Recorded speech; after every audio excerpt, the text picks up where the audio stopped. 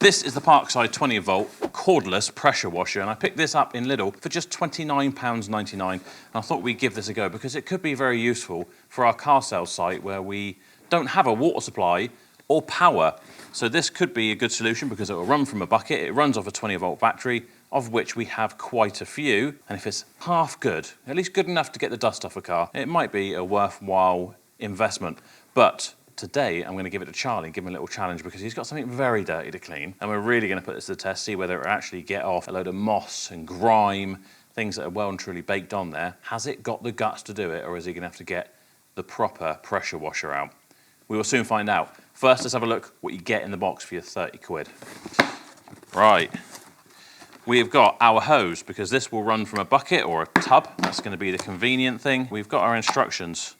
Got a nice net bag to put it in, or maybe some fruit. We have a cannon of some sort. Whether this is actually a snow foam cannon or it's just kind of like a detergent sprayer, I'm not sure, but it's pretty handy that you get something to apply a product to whatever you're cleaning.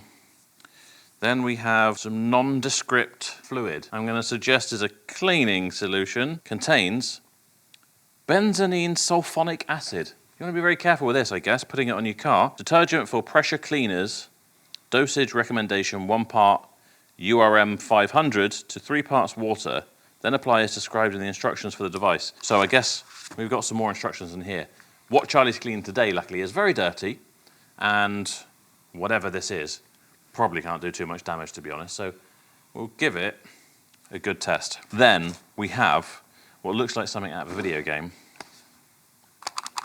Look at that.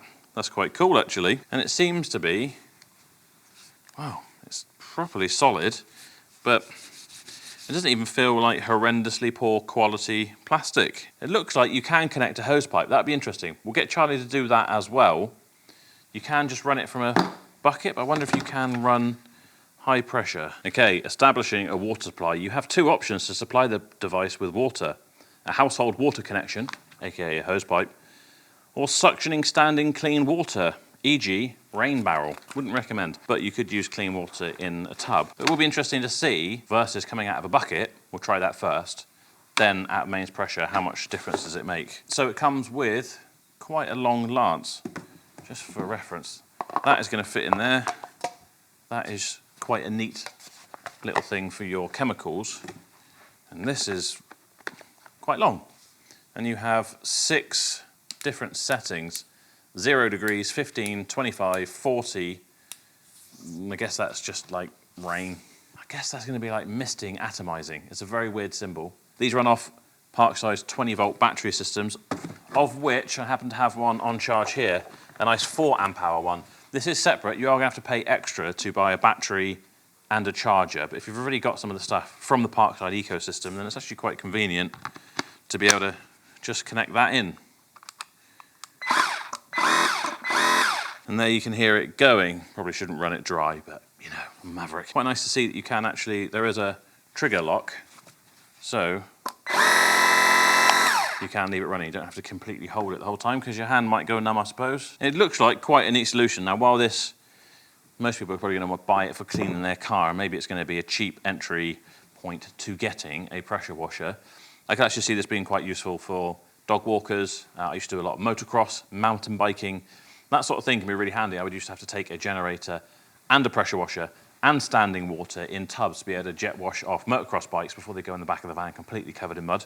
But this could be quite a neat solution, and depending on the pressure, you might even be able to clean your dogs with it carefully. You know, not if it is high pressure, but I honestly don't think it is going to be that high pressure. I'm curious to see how it turns out, but Charlie's going to be the first one to find out because I'm going to hand it over to him and let him clean the world's dirtiest golf buggy. Right, Charlie, I've got a gift for you. It's not a bag of fruit. Look at that. It looks like something out of a video game. Very fancy. It does actually come with like a, I won't say it's a snow foam cannon, but some kind of cannon, yeah, and some very questionable product, which has some kind of acid in it. Normally, I don't think you'd want to put it on your car. No, but it might be very useful for this. On this green machine, which should be white, that might be all right. It comes with a hose. You can do it out of your tubs of water that you've already got made, well prepared. But actually, I have learned you can connect it to the mains line as well. Might be more powerful. I think you're probably going to need all the power you can need. They're giving you a fully charged 4 amp hour battery.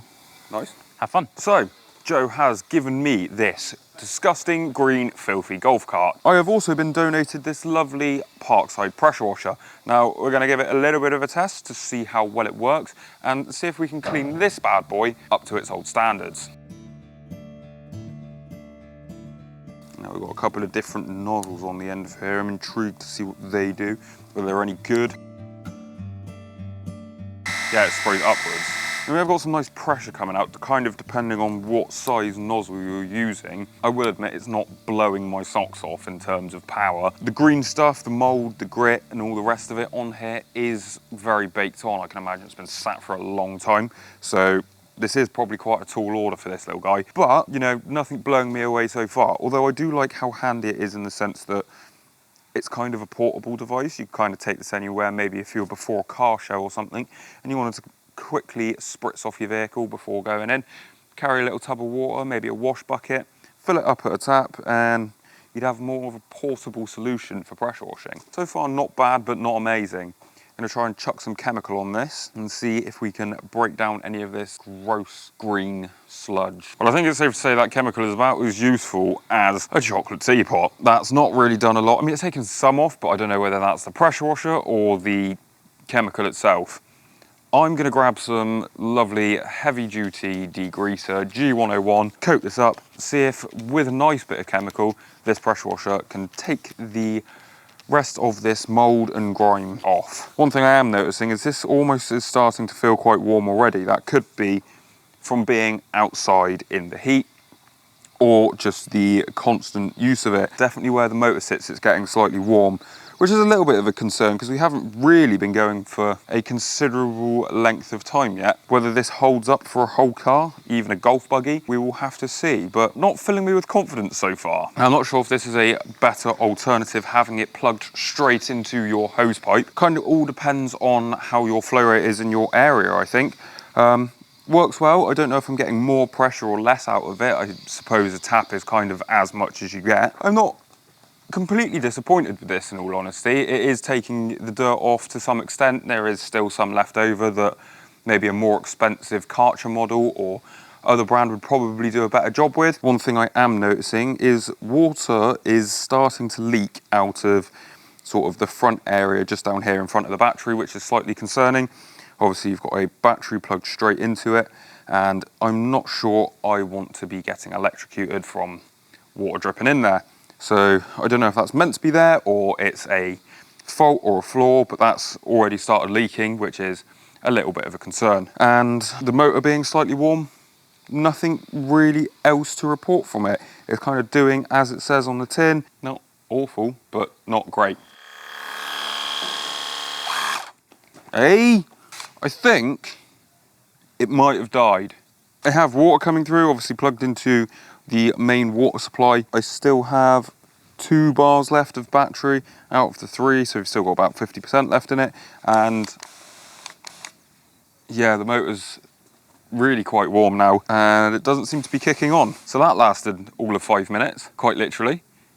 That's a bit concerning. Oh God. It's dead. We've done a quarter of a golf cart. Parkside, not one of your best tools. It looks like I'm going back to my Karcher. The only thing I liked about that, the fact it had a lockout so you didn't have to hold the trigger.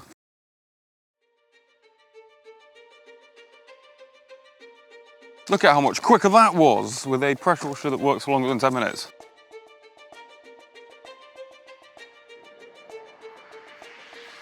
Apparently, I'm a short arse. So Charlie seemed to have killed our Parkside pressure washer, but it is now a few days later and I've tested this out and it sprung back to life, although it does smell very hot. I've actually just only noticed as I powered that on then. Charlie was telling me that it also drips out of this hole here, which looks very deliberate. I guess that's part of a design, but it does drip kind of onto your battery then, and if you're using it at this angle, it's going to go into your connections. So it didn't seem like the most impressive thing. I think it's probably overheated. Constant use washing a car, maybe that's not really what it's going to be capable of doing. But I still think, you know, a few little jobs, maybe like a push bike after a ride or cleaning your muddy boots, if you want to keep it in the car, it could be all right. But what I thought would be actually interesting is open it up and find out exactly what is going on in there and, you know, what it looks like with this little channel here and see exactly what is inside of this thing. So I'm going to grab some little T15 bits. We'll take it apart and find out what's going on inside. So it looks like we've got about 18 Torx screws holding it together. Some of them are in a little bit deeper than others. How many pieces is it going to explode into when I open it up? So pretty simple, really. Here's our pump, all plastic fittings. And why does it drip out of there then? Where is that? Right at the bottom here is where our hole is. I guess are they just telling us that this system isn't particularly watertight? Very strange, it's very basic, isn't it? Shall we connect a battery and watch it work? Interestingly, look, if you have a look in here, Jason, we can see in the handle is a load of water right next to our circuit board. Now, this is for the main power in. No signs of anything truly funky going on there, but I mean, that could cause why it stopped getting wet. It's shorting out the main voltage input. Okay, so why is it running constantly? Probably because it's in a million pieces. This is our micro switch we'd expect to operate.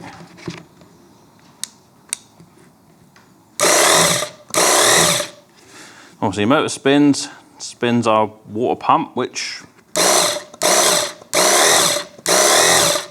shoots it through there. Pretty basic, but it does smell pretty hot. So I think one way or another, it's either getting too hot, which is probably more than likely, or some of the connections are getting wet in here. I'm still not 100% sure why it drips out the front. I guess maybe it just leaks a little bit, or is it because it creates so much condensation on the metal body of this water pump. In this section here, this is a bit like the Titanic, or at least the Titanic should have been, built in sections, so if one gets damaged, all the water stays in one place, except they didn't finish it, did they? But this is kind of how this looks. It's compartmentalized so that it should, this section that's got the water pump in it, should keep the water in, then it runs out of our little drain hole. So either it systematically leaks, and they knew that, that's why they put a relief hole in, or it just gets an absolute load of condensation and therefore creates its own water from the air in there, and it drips out. Strange, but very basic. You can see why that is only £30. But yeah, use, not necessarily with caution, but I mean buy with caution, I guess, because it's not going to be, you know, going around doing your patio. I think it's going to overheat long before then, and it's not really going to have the power. But if you want to get a bit of dust off your bikes before you put it in your camper van, or you want to, you know, dust off your hiking boots before you do something similar, then I think it will be all right for that. So we won't be getting rid of it. I think we can make use of it. It's handy that it works with the Parkside 20-volt batteries, which before everyone jumps in will be an 18-volt battery. It's just the name that they've put on there. Seeing as it is running again, perhaps we will try and carry on using it for some little jobs. And if there are any further updates, we will let you know. But that is it for this video. I'm going to carry on and put this back together before I forget to do it. And if you are a tool fan, don't forget to check out feelgoodcompetitions.com. That is our competitions website, where currently you can win cars, tools, and in fact, a pressure washer from VTUF, which is a hell of a lot more capable than this little Parkside thing. There will be a video coming on that as well. If you have enjoyed the video, then make sure you subscribe. You can do that by clicking up here. And if you want to watch another video where we review some Lidl Parkside tools or perhaps something else, you can do that down here, and I'll see you in the next one. Bye-bye.